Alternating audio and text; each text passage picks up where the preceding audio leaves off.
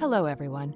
In this video, we'll show you how to create a YouTube feed in Mirror app and add it to a Blogger blog. It's a simple way to bring fresh social content into your posts without a complicated setup. Step 1. Create your widget. Start by opening the Mirror app website. Sign up or log in if you already have an account. Choose your YouTube feed from the widget options. Step 2. Customize the design. Select the source you want to connect and go to the Design section to edit what you want to display on your website. Once your feed is connected, you can customize how it looks.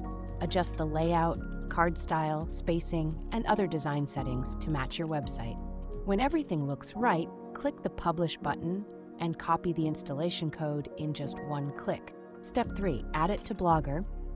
From the Posts section in your Blogger dashboard, open an existing draft or click New Post, depending on where you want the widget to appear. In the Post editor, click the pencil icon in the upper left corner and choose HTML View from the drop-down menu. Paste the Mirror app embed code you copied earlier into the editor, then click Publish. And there it is. Your YouTube feed is now part of your Blogger post.